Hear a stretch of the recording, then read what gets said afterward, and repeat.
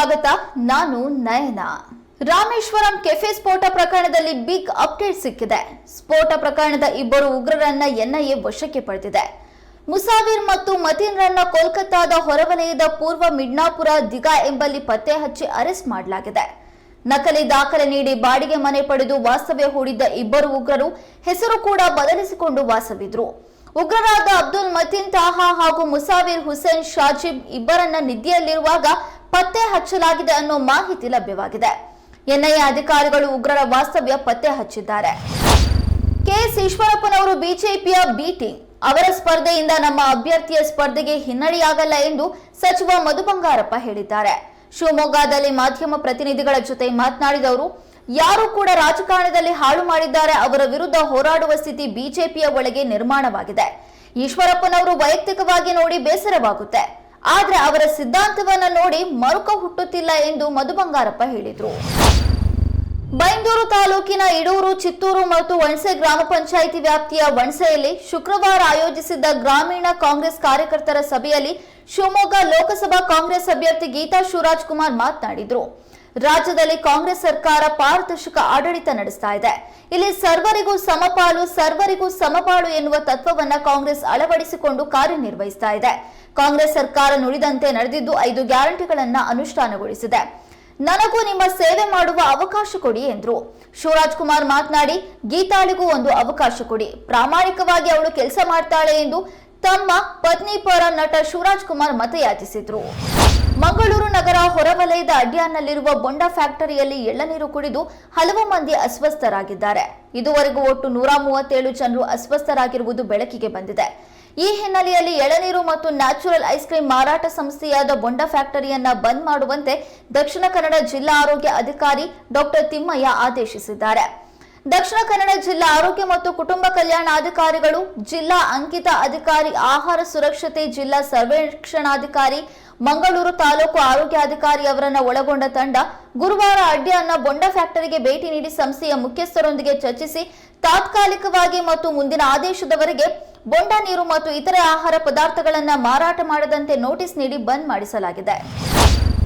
ಲೋಕಸಭಾ ಚುನಾವಣೆಗೆ ದಿನಗಣನೆ ಆರಂಭವಾಗಿದೆ. ಚೆನ್ನೈನಲ್ಲಿ ಸ್ಕೂಬಾ ಡೈವರ್ಗಳು ಸಮುದ್ರದ ಆಳದಲ್ಲಿ ಮತದಾನದ ಬಗ್ಗೆ ವಿಶಿಷ್ಟ ಜಾಗೃತಿ ಅಭಿಯಾನವನ್ನ ಕೈಗೊಂಡರು.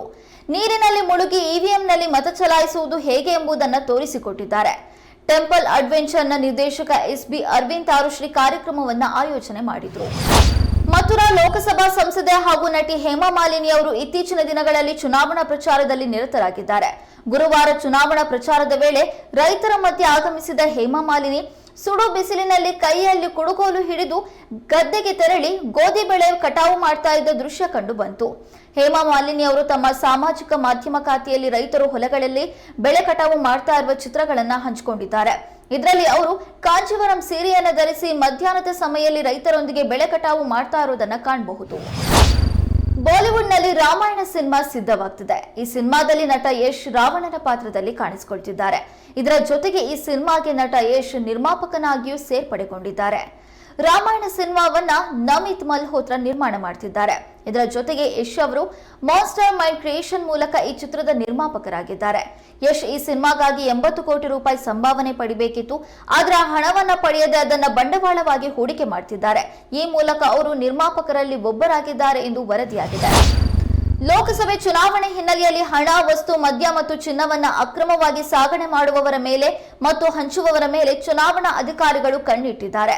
ಚುನಾವಣಾ ಆಯೋಗದ ಅಧಿಕಾರಿಗಳು ದಾವಣಗೆರೆಯಲ್ಲಿ 12.50 ಕೋಟಿ ಮೌಲ್ಯದ ಚಿನ್ನ, ವಜ್ರ ಮತ್ತು ರಾಮನಗರದಲ್ಲಿ 10 ಕೋಟಿ ಮೌಲ್ಯದ ಚಿನ್ನವನ್ನ ಜಪ್ತಿ ಮಾಡಿದ್ದಾರೆ.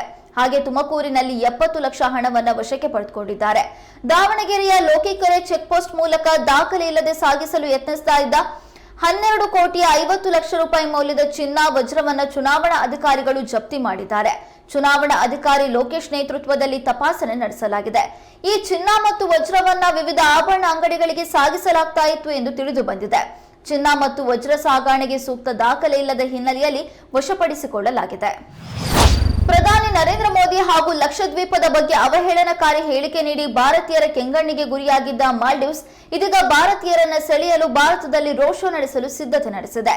ಲಕ್ಷದ್ವೀಪವನ್ನ ಅಭಿವೃದ್ಧಿ ಮಾಡಿದ ತಕ್ಷಣ ಅದು ಮಾಲ್ಡೀವ್ಸ್ ಆಗೋದಿಲ್ಲ ಎಂದು ಮಾಲ್ಡೀವ್ಸ್ನ ಸಚಿವರು ಹೇಳಿಕೆ ನೀಡಿದ್ರು. ಇದಾದ ಬಳಿಕ ಭಾರತದ ಹಲವು ಮಂದಿ ಮಾಲ್ಡೀವ್ಸ್ಗೆ ಹೋಗಬೇಕು ಅಂತ ಅನ್ಕೊಂಡಿದ್ರು ಕೂಡ ತಮ್ಮ ಪ್ರವಾಸವನ್ನ ರದ್ದುಗೊಳಿಸಿ ಲಕ್ಷದ್ವೀಪಕ್ಕೆ ತೆರಳಿದ್ರು. ಈ ಹಿನ್ನೆಲೆ Maldives association of travel agents and tour operators ಪ್ರಮುಖ ಪ್ರವಾಸೋದ್ಯಮ ಸಂಸ್ಥೆಯು ಈ ಘೋಷಣೆ ಮಾಡಿದೆ. ರೋಡ್ ಶೋ ನಡೆಸೋದಾಗಿ ಹೇಳಿದೆ. ಆದರೆ ಯಾವ ನಗರಗಳಲ್ಲಿ ಮತ್ತು ಯಾವಾಗ ರೋಡ್ ಶೋ ನಡೆಯಲಿದೆ ಎನ್ನುವ ಮಾಹಿತಿ ನೀಡಿಲ್ಲ.